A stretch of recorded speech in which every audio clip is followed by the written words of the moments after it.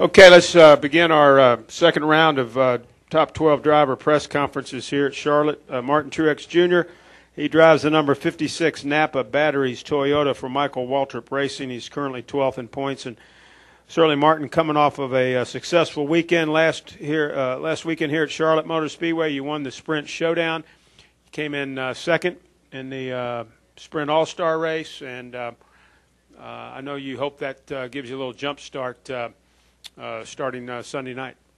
Yeah, we do. We're excited with our Napa Batteries Toyota this weekend. So far, things have went well for us in practice. Obviously, conditions are a whole lot different than what we faced last week and what we're going to face on Sunday. Track temps in up in the 130s, so it's real slick out there. Hard to really judge what we're going to have for Sunday night. But just going through some things we wanted to try on our car, and kind of ended up basically how we finished up the other night. So looking forward to the weekend and getting qualifying in tonight.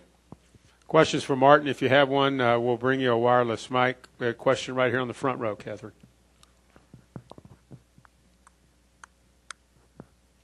Hi, Martin. Tom Jones, Had a great season so far this year, 12 points. What do you attribute that to, and what's your outlook for the second half of the year? Well, we talked about it last week. I mean, we've just been steady as a race team, and doing all the things we need to do to get points, finishing races.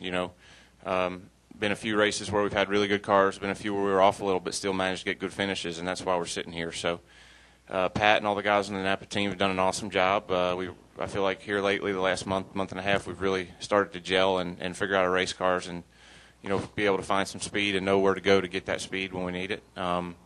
So that's going well. I've been very happy with that, and still continuing to work on our stuff to try to get better. And, last week was a perfect example of that. I know nobody remembers who finished second in the All-Star race, but for us as a team, it felt good and it meant a lot to us, and it's something we can build on. So, looking forward to the rest of the year and just keep building on that momentum and keep trying to get better each week.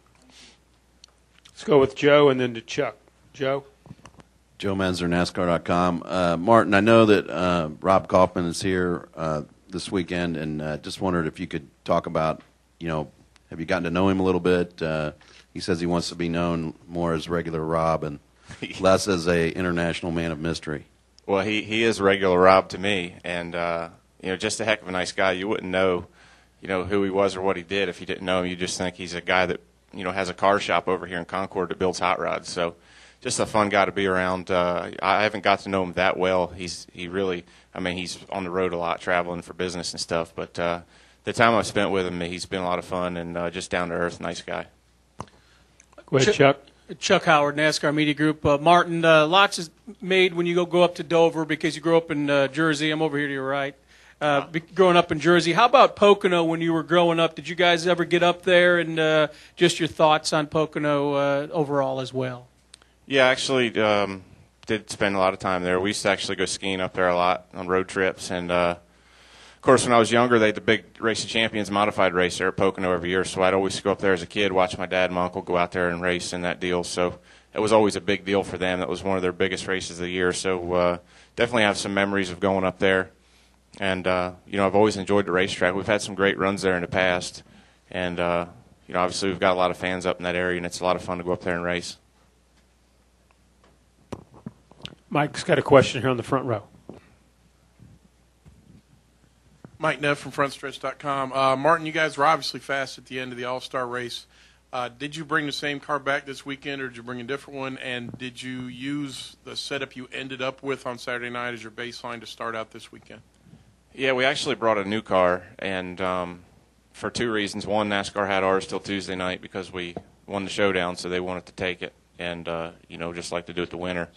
So it would have been hard to turn around. Plus, we have our new paint scheme this week, so the car was kind of ready to go. But, this car, the guys at MWR build, all the cars the same. It should be just as good. So far, it feels the same. And, yes, we started with the same setup, basically, that we ended the All-Star race with. We had a few things we wanted to try, and pretty much ended right back where we were. So, like I said, it was really hard to judge today because the track was so hot, and it was a half second slower right off the truck than it was last week, everybody. So definitely hard to tell, but just going through the motions there, trying things, just trying to get a little bit of a different feel of what we're looking for. But like I say, it's really hard when it's that slick out there.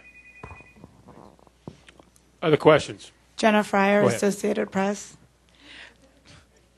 Martin, you've had a bunch of different teammates, Dale Jr., Juan Pablo, crazy different personalities. What's low-key David Rudiman like? And can you sing some Napa know-how for me? I'm not singing for you. By the way, does everybody know that she's the one that got me on Twitter? Does everybody know that by now? She probably told everybody, right? I know. I've had a lot of good team. I've been very fortunate, really, to have a lot of good teammates. You know, obviously you talked about Dale Jr. last year. I had a lot of fun working with Juan. Learned a lot working with him, and a lot of different type of personalities. David is not what you would expect of David. I mean, if you don't really know David, you need to get to know him. He's a lot of fun. He's always cutting up, cracking jokes. He's a lot of fun to be around, and I have a lot of respect for him as a race car driver. After getting to work with him and see how he does it and what he does and how good he really is, I think he's very, very underrated as a race car driver, and that's probably the most important thing that I've learned about him. But he's been a great teammate, a lot of fun to work with. We share notes really well. Our driving styles are very similar. Our setups, it seems like when we run good, are very, very similar. So that's been a good thing for us, both of us as a team. Him and Rodney have a great baseline. They get along well. They understand their cars, and Pat and I have really leaned on them a lot as a team. And they've been so gracious in getting along with our team and welcoming us into their team and using their stuff. And it's really become a very close-knit group this quickly. And obviously I attribute a lot of our success to what they've done in the past year and a half or so. And the same with Marcus and Frankie. So we've got a great team chemistry across the board, and that's helped us a lot get going this year. Go ahead, Marty.